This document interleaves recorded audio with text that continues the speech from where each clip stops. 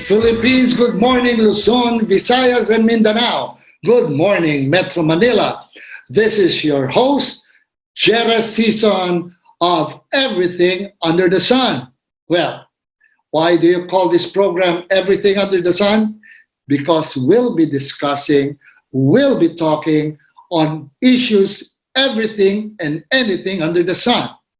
That means we can talk about politics, entertainment, health, sports, anything that might be of interest to our viewers. This is one of the newest shows here on DZRJ, and you can also watch this program on cable carriers, including Channel 29 on digital free to air on Channel 24 or 224 on Sky Cable, and all of the TV Plus boxes like GMA Afford the Box, Easy, RCA boxes, and the likes. Okay? Now, this is our second episode of this program, and we promise you we will try to keep on improving this program para sa inyo. Promise. Okay?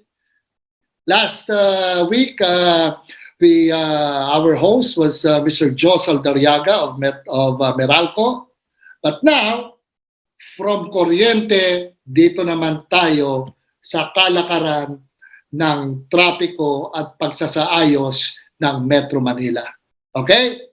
Later on, we'll be having the newly appointed MMD Chairman Attorney Don Artes. So you will know, sino nga ba si Don Artes? Diba? Dahil, if you will notice, most of or the previous chairmen, they're all high profile. Kilalang kilala. Like Benhar Abalos, who used to be the mayor of Mandaluyong, the late Danny Lim, na kilalang kilala, si General Danny Lim,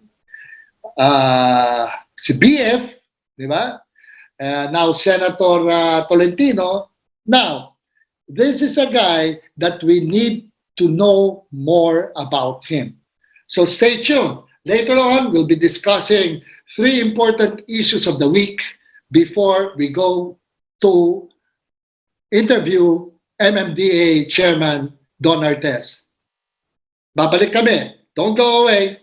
This is Everything Under the Sun.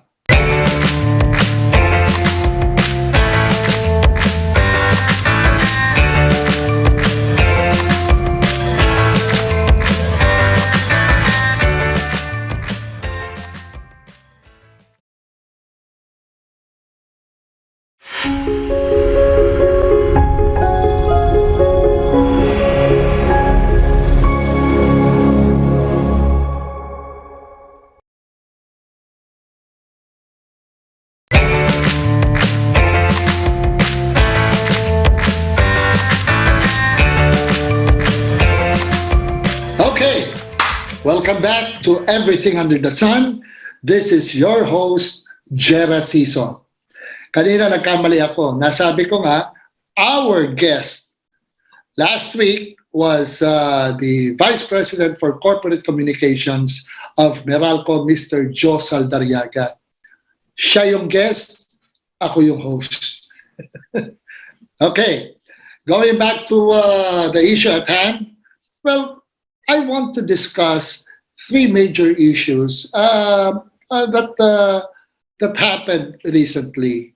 Okay, now the first issue that I want to discuss is the several debates, presidential debates that happened.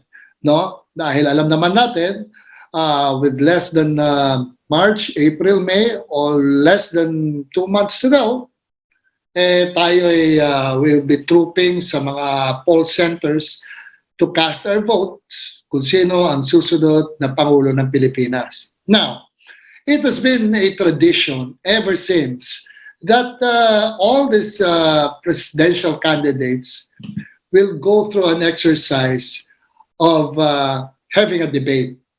Diba? They will present themselves to the people, to the viewers, minsan town hall, pero ngayon, nasa TV na o radyo, no? So that they can give their platform of government, makilatis ng mga tao kung sino itong mga kumakandidatong ito. And I think this goes also to other candidates, no? Maski na sa mga lokal, nagkakaroon sila ng maliliit na debate para makita ng mga tao. However, isa sa mga issues dito ay there is one presidential candidate who never entertained participating in these debates. And we all know this.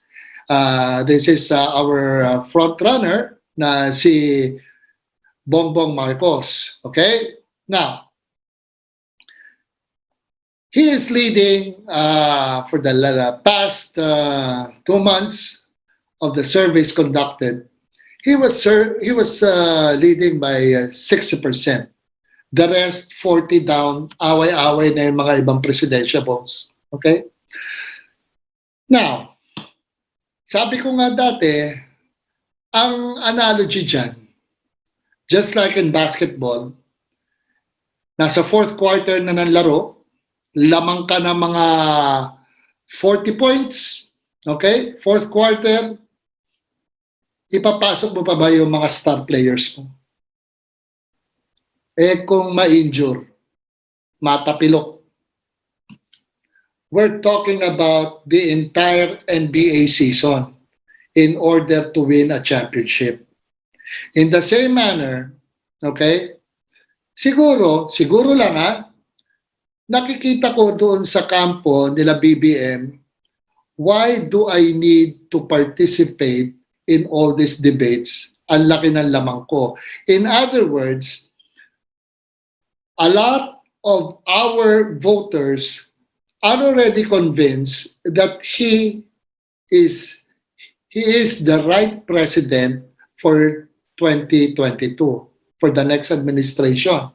Dahil for several years, di ba, binatikos siya on all issues, including linking him to the alleged past sins or mistakes of his father.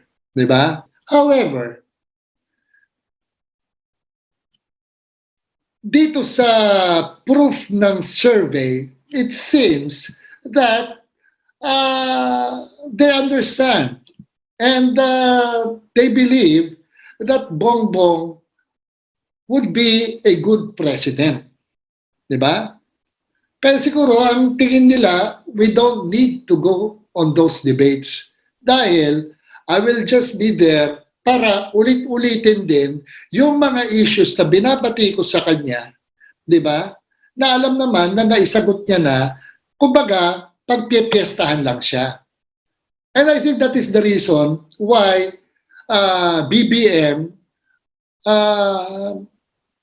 refuses to entertain or participate in any of the presidential debates. And remember, eto presidential debates, hindi mandato to. It's not mandated.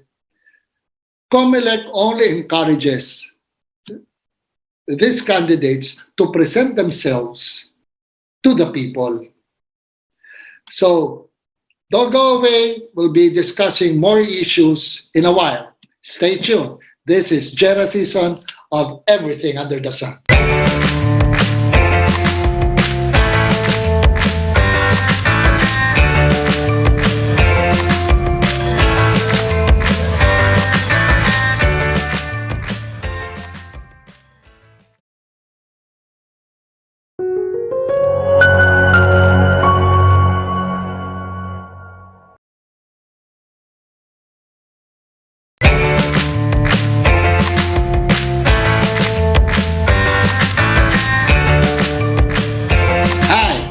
Welcome back to Everything Under the Sun. This is your host, Jera Sison. Okay, tapos na tayo doon sa usapang debate. Ha? Now, meron pang isang issue that I think most of us medyo nakakalimutan or lumuluwag tayo ng konti. And ang tinutukoy ko dito is the COVID-19 issue. Okay, remember, uh, early December, bumagsak na tayo ng mga 200 yata or 500 cases. 200 if I'm not mistaken, ng mga nahawaan ng COVID. So, lumuwang tayo. So, nung panahon ng Pasko, panayang reunions, get-togethers, labas sa malls, etc.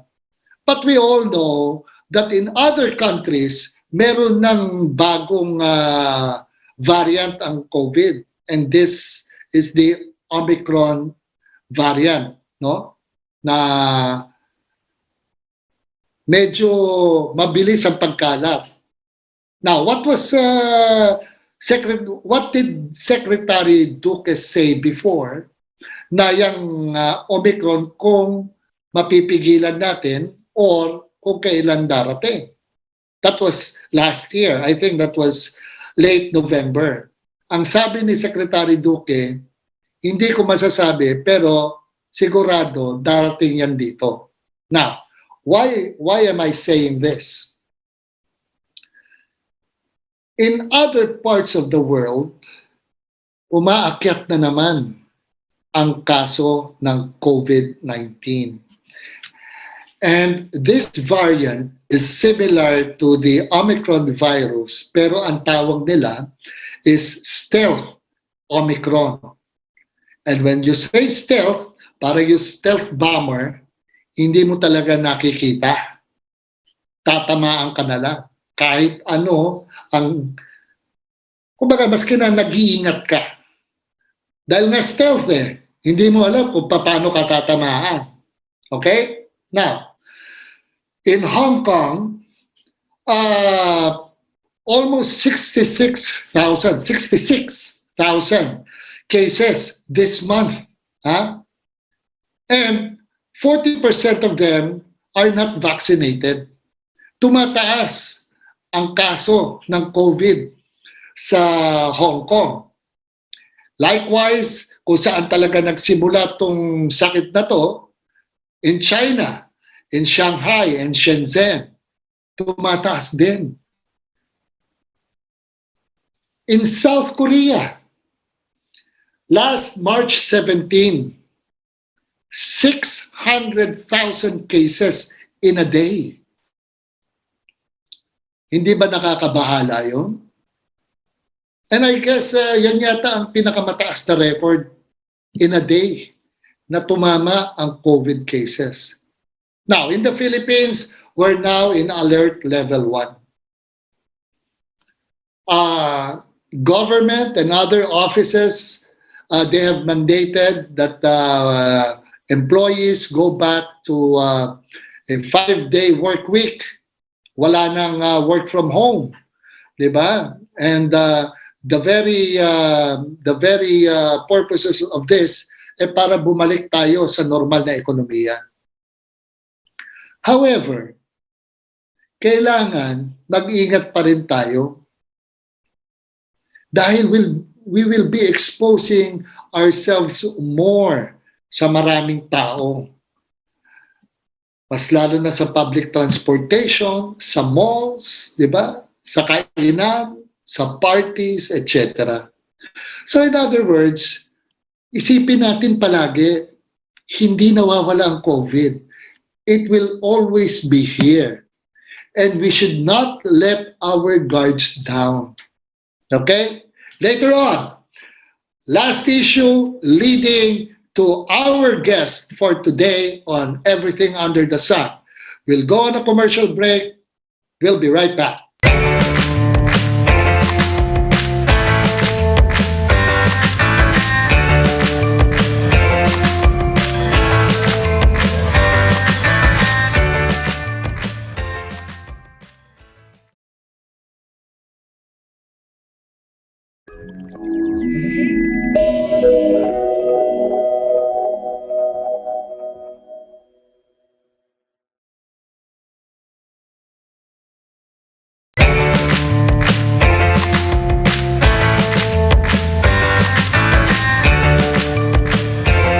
Okay, welcome back to Everything Under the Sun. This is your host, Jera Sison.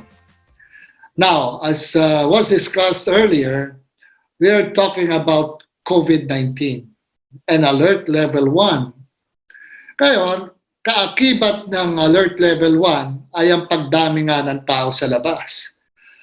At kapag dumadami ang tao sa labas, dumadami rin ang mga sasakyan sa kalsada. So I think you and I, especially here in Metro Manila, we really feel that balikbayan din ang traffic. Okay? But it's not just the volume of vehicles sa streets, but also the volume of passengers. Ang mga pasahero natin, they are eating up almost 3 to 4 lanes waiting for a bus na para masakyan nila. So in other words, kapag inoccupy nila yung 4 to 3 lanes, ang naiiwan naman sa kalsada para sa mga sasakyan ay around 4 lanes too. Kaya nagsisiksikan. Mas grabe ang traffic. Well, ngayon, patuloy pa rin ang number coding ng MMDA, but it is only applicable from 5 to 8 in the evening. Same din ang number coding, no?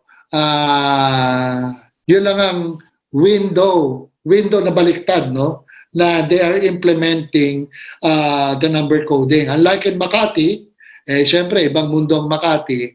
Ang Makati, there are no windows at all. Kung ano ang odd-even scheme, talagang the whole day, you cannot use your car. Okay? Because in March 1, according to the data given by the MMDA, 367,535 vehicles passed through EDSA, no? And it was lower compared to 372,528 vehicles during Alert Level 2.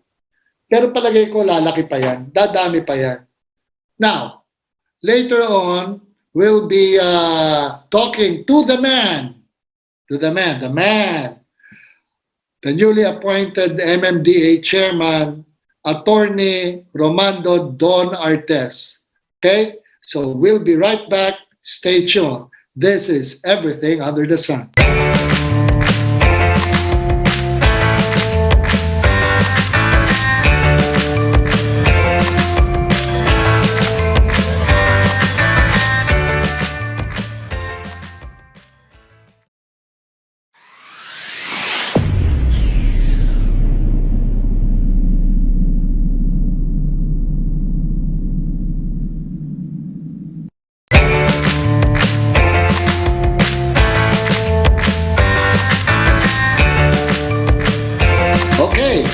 Welcome back to the show. A while ago, I was discussing about issues on traffic based on the announcement na Alert Level 1. Siyempre, when Alert Level 1, dumadami na mga tao, dumadami na sasakyan, medyo nararamdaman na natin ang traffic. And to address this or explain more about this and future plans on managing traffic and others, I would like to introduce the new chairman of MMDA. Please welcome the new chairman of MMDA, Attorney Don Artes. Welcome to the show, Chairman. Good morning, Jera, and to our televiewers. Good morning. Okay, eto si Chairman parang si the late General Danny Lim. Man of few words pero matindi sa action. But Chairman, have you ever imagine na magiging kang chairman ng MMDA? Hindi pumasok sa isip ko yan, Jera. In fact, Oh. noong nire-recruit ako ni Chairman Lim Mhm. para samahan siya dito sa MMDA, I declined twice. In Mhm. fact, yung mga pre-appointment meetings to plan out yung pag-assume niya ng office sa MMDA, hindi ako umaattend despite several invitations. Mhm. And then every time nakakausapin niya ako to recruit me to join him, nagde-decline ako. So, on the third try niya sa akin, kinausap niya ako and he said, tulungan mo lang ako 1 year kasi wala akong magiging finance guy.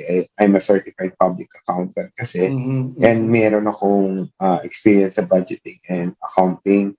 That's Mhm. why, doon sa pakiusap niya, sabi ko, sige, 1 year lang. Yung 1 year, naging fifth year na ngayon. And I had various positions from Director 3, Mhm. naging AGM for Finance and Administration ako. Then I was promoted General Manager noong lang November. Mhm. Then OIC Chairman noong February. And Mhm. then full-fledged na Chairman itong March. No, kaya nga So eh. wala sa plano, wala sa plano. Well, Uh, probably talagang destiny yan, Chairman. Maraming nagsabi na gano'n kasi sino ba naman mag-aakala na isang fit na general na lagi nag-exercise and all, Ah, madadali ng COVID. ah, Uh, then si Chairman Abalos na wala namang, hindi naman tumakbo ng election, resigned to campaign for a candidate. ah, Hindi rin naman masabi na naka-plan out lahat yan. Diba? yeah, yeah, yeah. Oh. So, maybe tama, destiny rin siguro. Kasi Mm. imaginein mo from the time na ayaw kong sumama dito, Oh, di ba? biglang all of a sudden, ako na yung head ng agency. So, Ah, maybe that's destiny. yeah. Pero Jera. pero pero Chairman, no, I guess a lot of our viewers here in this program, they want to know more about you, 'di ba? I mean, hindi naman sa kwan, syempre, hindi ka naman magiging chairman ng MMDA or umabot sa ganyang status, no? Holding a very important position. Paano ba nagsimula? Taga saan ka ba, Chairman? Ako ay from Binyan, Laguna. Mhm. Doon ako nag-aral ng elementary at high school. Mhm. Then, college, I studied sa San Beda, Bachelor of Science in Commerce, major in accounting. Mhm. I took and passed the board exam 1993. Mhm. Then, nag-law ako, graduated 1998, and took the bar the same year. Following year, lumabas yung results. Mhm. Then, marami rin akong naikutang position sa government. Aha. Uh, Ayun, kaya nag-city, pala. Mhm. nag-city legal ako ng Binyan City. Mhm. Uh, from time to time, nagiging city accountant ako pag nakalip yung Mhm. aming city accountant. Mhm. Then, naging consultant din ako ng City of Santa Rosa under sa kay Mayor Dan Fernandez. Naging Senate staff ako for 6 years to 2004 to 2010. Mhm.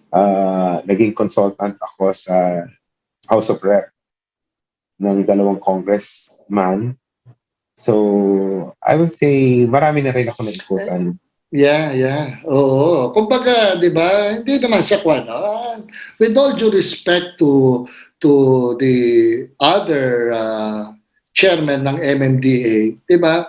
Medyo political yung kanilang ano eh. Although they have a background with regards to public service, pero more or less medyo political appointee kasi when you kapag naiupo ka diyan sa MMDA eh. Unlike in your case, talagang yun nga, hindi natin inakala, but you have enough experience to handle the job.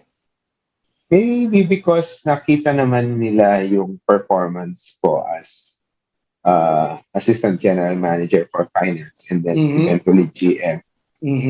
some of my accomplishments as Assistant General Manager for Finance. During my term, nakapasok kami sa ISO. So, ISO certified na ang MMDA. Uy, wow. So, dati hindi tayo ISO certified. Yes, during my term na certified tayo na ISO. Then, yung ating COA audit, for the first time in 46 years, nakakuha kami ng unqualified opinion during my third year dito sa MMDA. And nakuha na namin yan for 2 consecutive years. I think in na kami sa third consecutive unqualified opinion sa COA, which it's very difficult to get. That's because that's the highest audit rating an agency can get from COA. So, yan lang yung isa ilan sa mga accomplishments. Nakapag-casual kami ng 450 job order personnel. Ang benefits na naibigay natin sa ating empleyado ay unprecedented. Before our term, 500, 2,000 lang yung kanilang CNA bonus. During my time as AGM for Finance, umabot ng 23,000 across the board. Malaki, yung binibigay natin na CNA bonus. Plus other benefits. And I can say na during my time as finance and admin head na pinakamalaking budget ng MMDA. So, I mean, masasabi natin na talaga it is now being run professionally by you. Dahil nga, kumbaga, sa corporate world kasi, and we all know that, di ba? Talagang importante ang alagaan ng mga empleyado and also the benefits, di ba? And then that's what you've been doing sa MMDA ever since pumasok ka dyan. Yes, inuna natin yung employees para wala silang reason na hindi magtrabaho mabuti, Jera. Hindi mangutong. Mangutong. Kasi binigay natin lahat ng benepisyo na dapat sa kanila. In fact, recently, wala na kaming employee na kahit yung job order personnel na below minimum. Lahat higher than minimum wage na. So, wala na silang reason to complain na mababa kasi yung sahod kaya kami na kokotong. So, wala nang ganoon. Tapos lahat ng benepisyo binibigay namin. Meron tayo ditong libreng almusal at libreng tanghalian for all the employees. Sige, Chairman, pupunta ako dyan at may libreng almusal pala dyan. Oo naman. Anytime, Jera. You can visit us. Well, anyway, besides of your busy schedule, paano ngayon yan? Dati, assistant general manager ka, ang dami mo nang ginagawa, tapos laging general manager ka, tapos ngayon you're the chairman of MMDA. Ilang empleyadong hinahawakan mo ngayon dyan? More or less about 8,000. Ilan? 8,000. 8,000, di ba? Now, paano naman, how do you now balance your time with your family?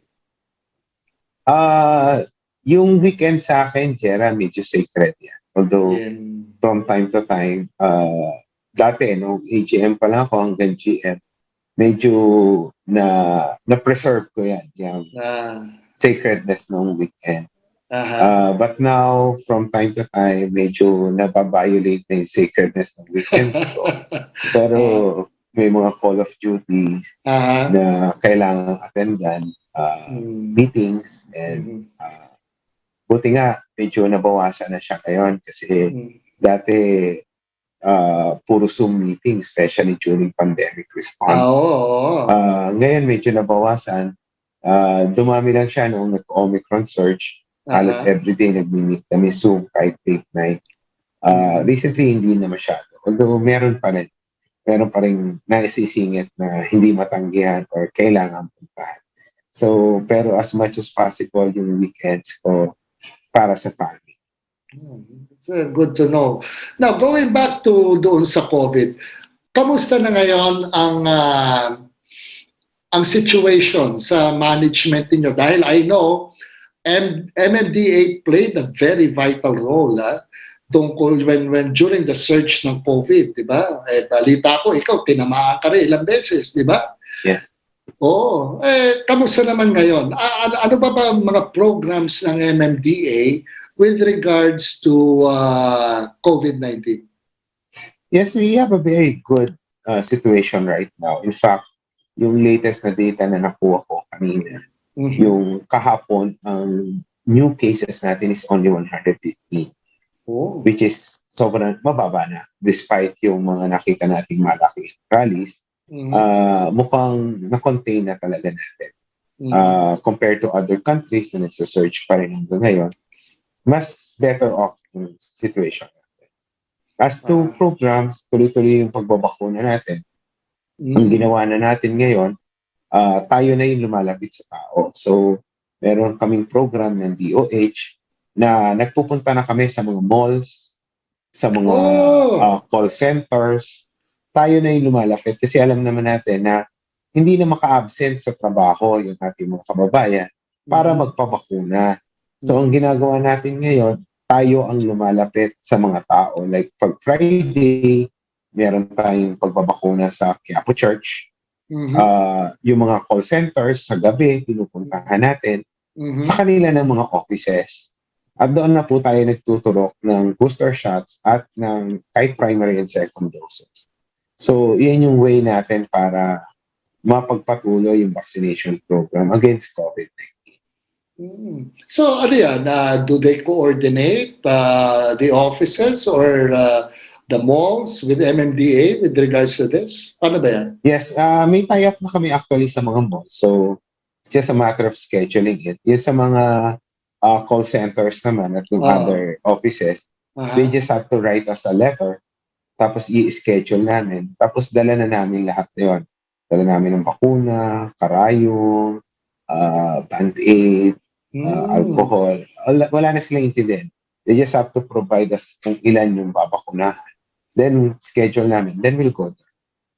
Okay. So in other words, Chairman, yung mga dating laging issue na ang tagal dumating ng mga in-order ng gobyerno, ng mga bakuna, nandito na lahat. Yes. Marami po tayong bakuna. We have enough. Kasama na dyan yung pediatric vaccination for 5 to 12 years old.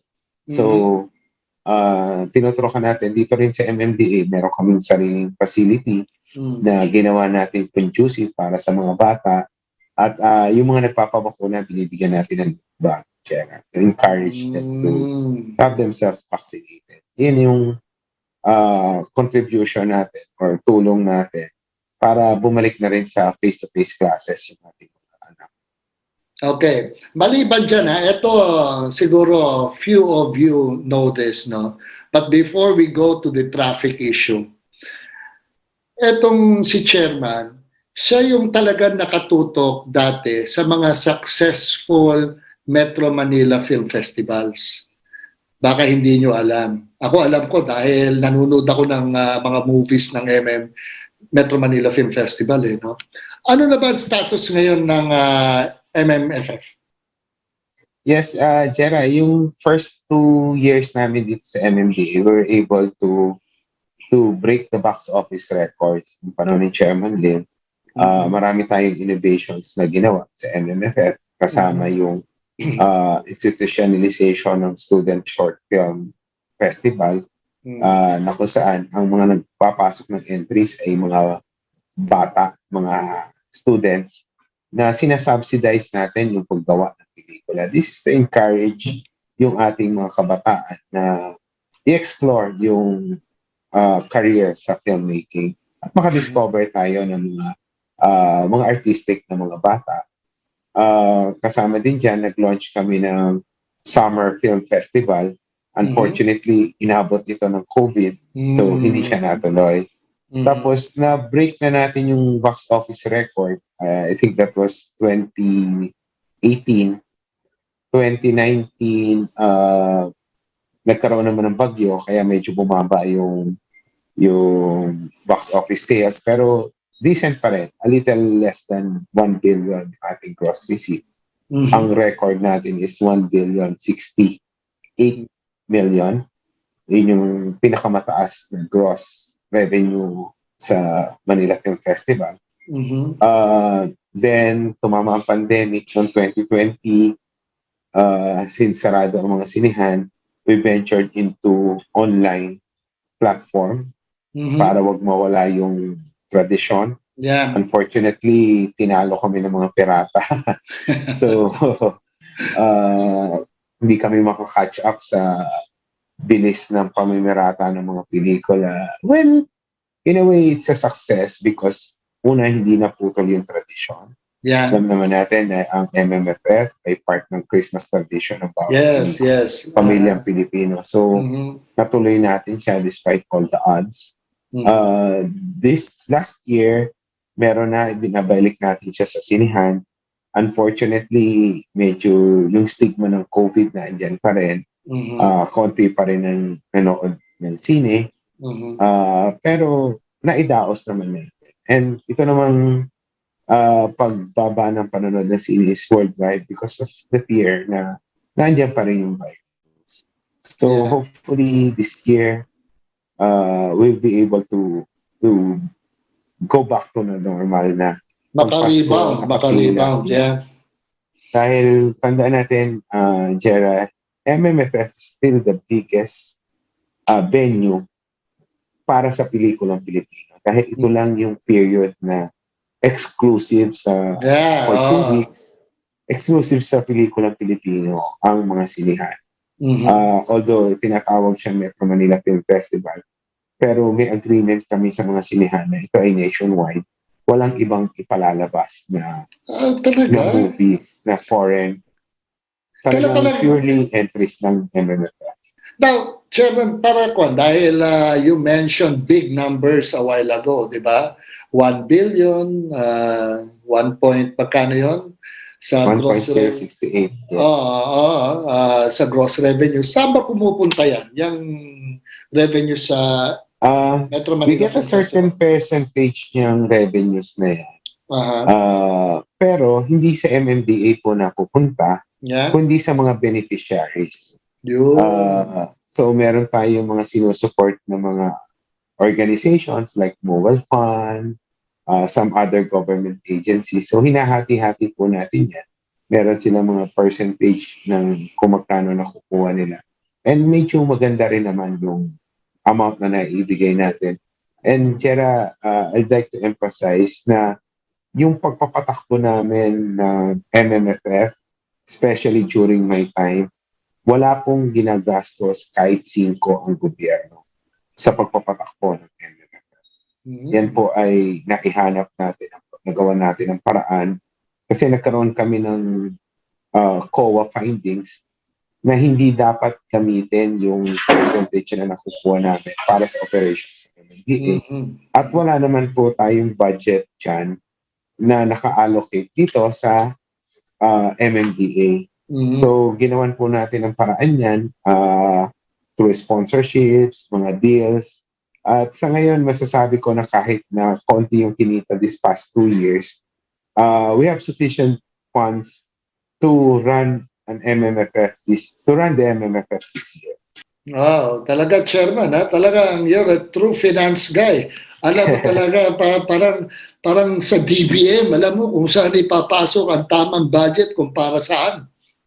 Yeah, siguro yun din yung naging bentahe lang na I'm a finance person. So, nagagawa natin ang paraan na makakuha ng pondo at magamit ng tao. Yeah. Okay. Before we go to another topic, and this is regarding traffic and others, syempre, summer, pagkatapos ng summer, meron tayong baha. We'll be right back. Don't go away. We'll just go into a commercial break. Stand by, Chairman.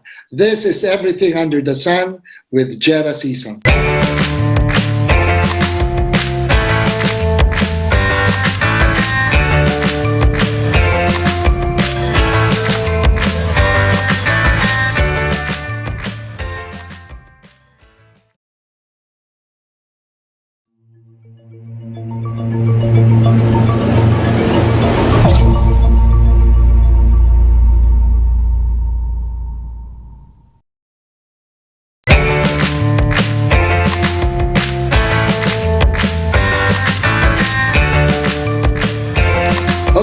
Welcome back to Everything Under the Sun.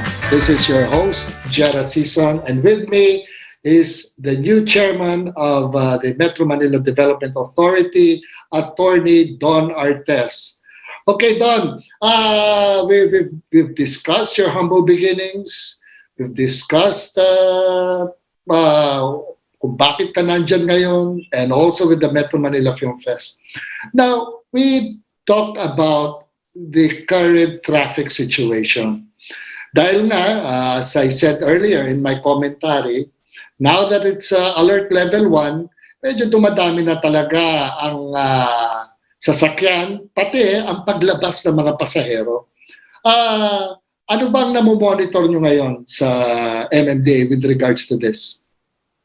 Yes, Jera, halos balik na tayo sa pre-pandemic level ng volume ng sasakyan. Ang pre-pandemic level average natin is 405,000 vehicles sa EDSA. Ngayon, nasa 390 tayo. Although recently, bumaba uli yan, 370,000. Noong nag-spike yung presyo ng gasolina, although babantayan natin yan kasi bumaba na naman ng konti yung presyo ng gasolina. So we expect na dadami ulit yung volume ng traffic. Nagsagawa tayo ng 3-day na traffic summit. 2 days na yung nagawa. Tomorrow, meron tayong conclusion regarding ano yung mga recommendations ng various sectors regarding possible solutions sa traffic dito sa Metro Manila. So, we hope to get good results from this traffic summit na pag-aaralan natin kung gagawin natin siyang polisiya. Although, sa discussions namin kanina ng ating officers, itutuloy pa rin natin, magkakaroon tayo na mas focused na group discussions with stakeholders regarding various traffic measures na pinropose as an output noong traffic summit. Kasama na dyan yung various schemes under the number coding scheme. Yun, no?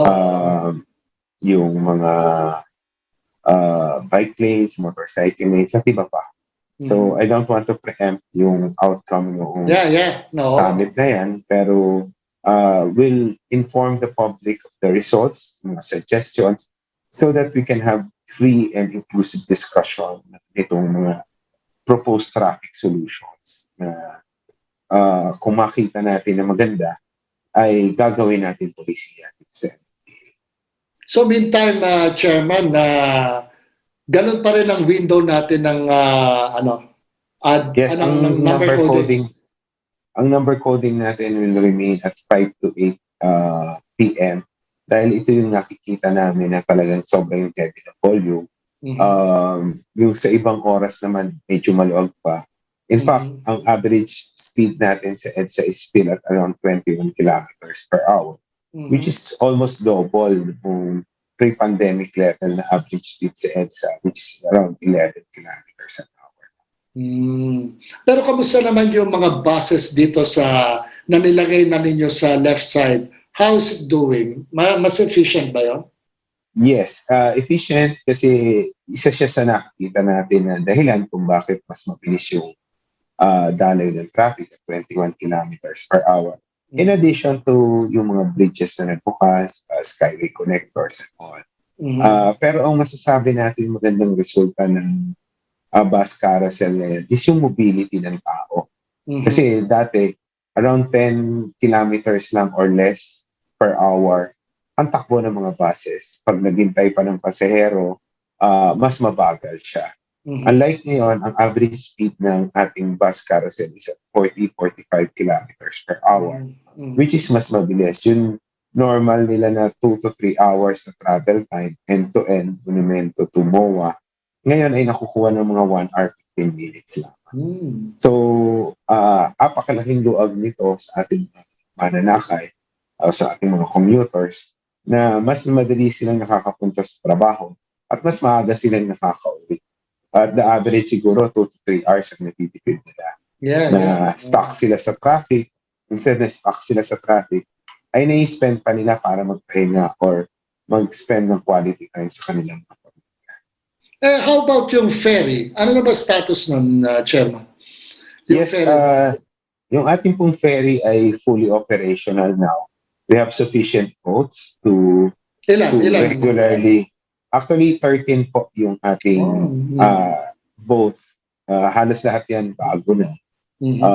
Convenient, mabilis, walang traffic, at regular na yung biyahe niya, at regular intervals na yung dating. So may mga schedules na siya. At sa ngayon po, sa kautosan ng Malacanang, libre yung sakay sa ating Pasig Ferry. So I'm encouraging din lahat ng viewers mo, Jera, to try it out. Maganda yan. That's good news. So in other words, let me clear this, Chairman. Regular schedule ang mga ferry boats at libre ito? Yes. Regular yung biyahe niya. So may designated hour na aalis siya sa particular station. At libre po. Wala po silang babayaran. Pero anong interval niyan? Do you have a general idea? I think it's about 30 minutes, every 30 minutes. Every 30 minutes. So, yes, may dumadating at maalis. Ang end-to-end niya, saan ang end-to-end niya kung at saka ano yung mga stops? Pasig, marami siyang stops eh. I think we have 12 stops eh. Okay. Hindi ko lang kabisado. Yeah. Pero magsisimula siya sa Pasig hanggang... when you say Pasig, Chairman, doon sa... When you say Kalawaan, Pasig, I think. Kalawaan. Hindi doon sa may Guadalupe. Hindi, Pasig, malayo pa sa may Kalawaan. Kalawaan, okay. Then, meron tayong ginagawang rechanneling ngayon kasi medyo mababaw yung portion going to Marikina City doon sa riverbanks.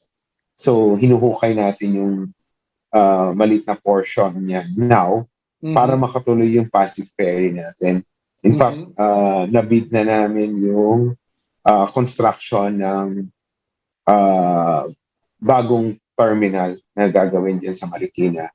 And soon, after that, nakaprograma din sa atin na itutuloy natin to sa boundary ng Quezon City and San Mateo para ma-service din yung mga taga Rizal going to Manila, Pasig, Bikutan, Taguig, and Mandaluyong.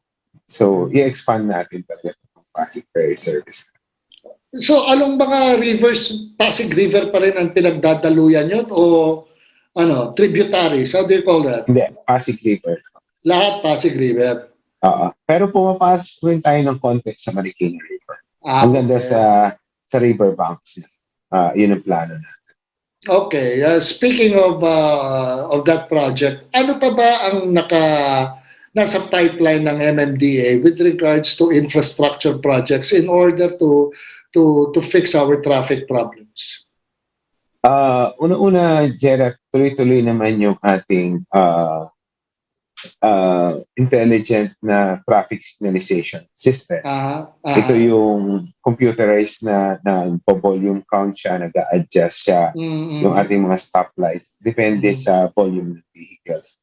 Tuloy-tuloy naman yan na ginagawa. Sa ngayon, ini-expand din natin yung no-contact apprehension natin. In fact, as we speak, meron tayong nagpo-proof of concept ng mga body cams na ikinakabit sa ating command center. Kasi ang trust natin now, Jera, under my leadership, is traffic management, not traffic apprehension. Yun. So, ang gusto natin mangyari, before I step down, yung ating mga traffic enforcers, hindi na sila magtitiket. Kailangan visible sila sa kalsada, i-prevent nila yung violation ng traffic rather than yung mag-aabang sila sa kalsada. Tapos, pag nag-violate, saka biglang pupulaga sa iyo at bigla kang pupulihin.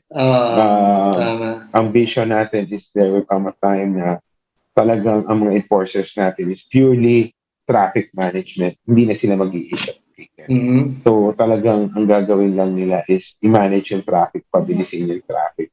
At technology na or artificial intelligence na huhuli doon sa mga talagang magbabayad ng traffic. Okay. For this summer, ano ba mga priority projects ng MMDA for this summer? For this summer, ang ating paring tututukan is yung traffic. Pangalawa dyan yung flood control. Kasi ito yung panahon na Yes, nare-rehabilitate natin yung ating mga pumps, yung ating mga sterot canal, ating patuloy na nililinis in preparation sa rainy season. Kasi pag sikip yung daluyan ng tubig, yun din yung isa sa mga cause ng pagbabaha. Meron tayo isang magandang programa, Jera, na ini-implement natin ngayon. Ito yung paglalagay ng trash traps sa mga steros at sa mga canals at rivers. Kung saan meron tayong mga floaters and nets na sumasala ng mga floating na basura para hindi na siya pupunta sa Pasig River, sa Manila Bay. So doon pa lang sa source na haharang na natin siya. At doon pag naipon, kinukuha na ng ating mga flood control personnel. Ito ay mabuti rin dahil hindi na umaabot sa ating mga pumping stations yung mga basura na nagkakos din ng damage doon sa ating mga pumps. Oo, may dadaanan ako pero that was years ago. Talagang grabe yung mga basura doon sa pumping station dito sa may Malacanang.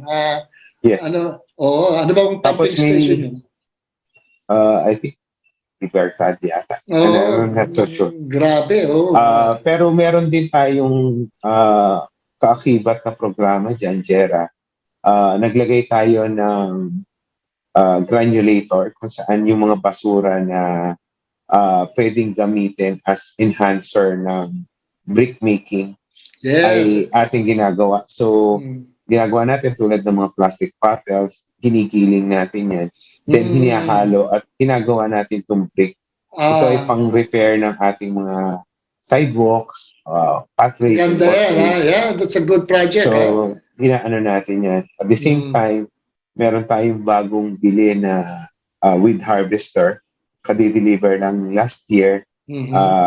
Hina-harvest niya yung mga water hyacinth o water lily na ating tinatawag para imbes na mabulok siya, mag-sink in, nakakadagdag sa pollution, or i-harvest mo then itatapon sa mga landfills.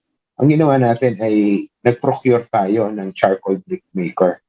So itong mga water hyacinth na to, i-harvest natin at gagawin natin uling na panggatong. This is very timely kasi napakamahal ng LPG. gasolina kasama ng LPG. So magagamit ito ng ating mga kababayan na yung basura na inaakala natin na mga water hyacinth ay pwede palang panggatong. That's good. Paano yan? When you produce those panggatong na yan, paano? How can the public have access to that? Meron kasi tayo, Jera, na programa dito na funded by World Bank na yung mga basura ay pinapalit natin ng grocery. So, isasama natin yan na pamalit ng basura. Nice. Ito ay dinadala namin sa mga communities. Sinisimulan namin. Kami nagpo-provide ng seed money. Normally, yung kapitan, tuturuan namin ang tutulog. Then, iiwan na namin pag gumagana na siya.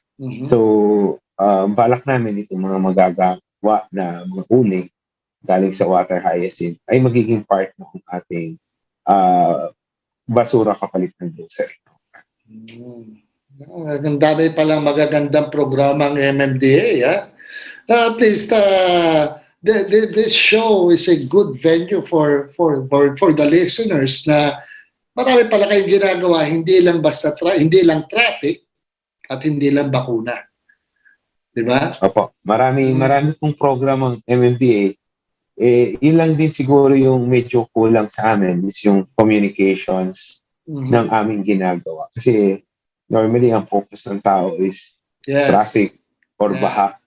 So kami yung punching bag every time na may baha at saka traffic. Even though hindi naman talaga namin kasalanan, pero natuto naman kaming tanggapin yan. Pero aside from that, Jera, marami rin tayong programa na ginagawa.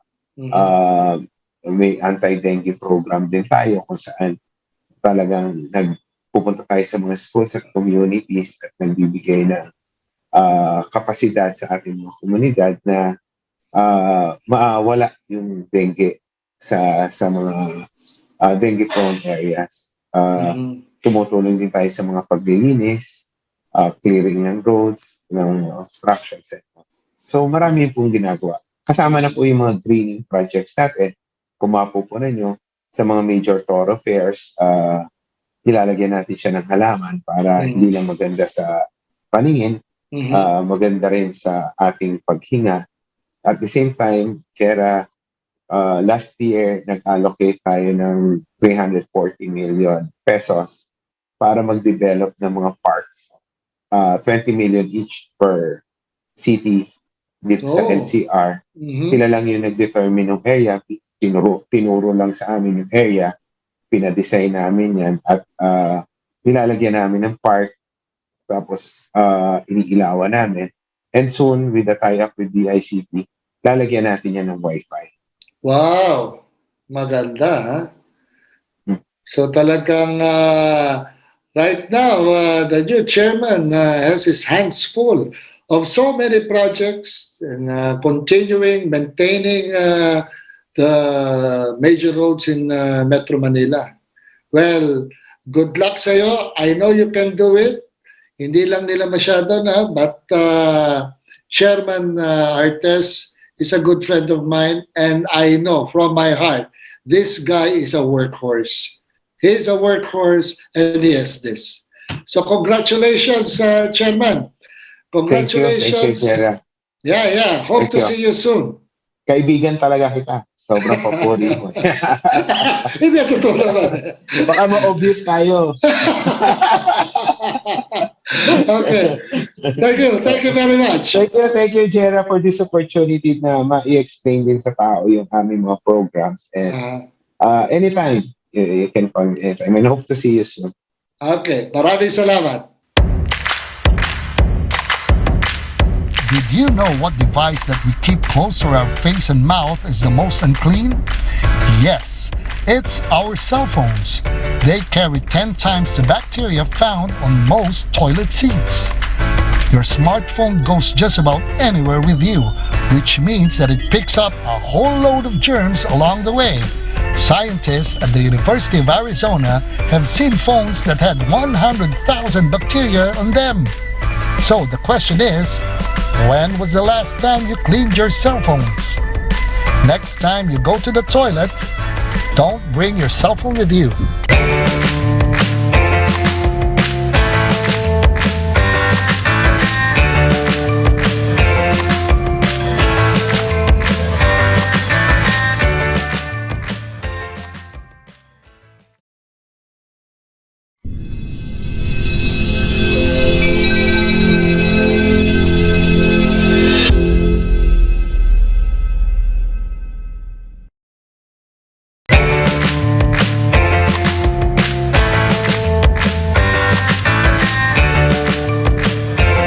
Okay, this ends another show of Everything Under the Sun. I hope you were able to get some nuggets of information with regards to our commentary and also knowing more on our guest, MMDA Chairman Don Artes. Okay, before I leave, before we end this program, let me leave you this quote to ponder from the famous writer Mark Twain. Always do right that will gratify some people and astonish the rest. Okay, we'll see you next week. Thank you very much. This is Jera Sison of Everything Under the Sun. Enjoy your weekend.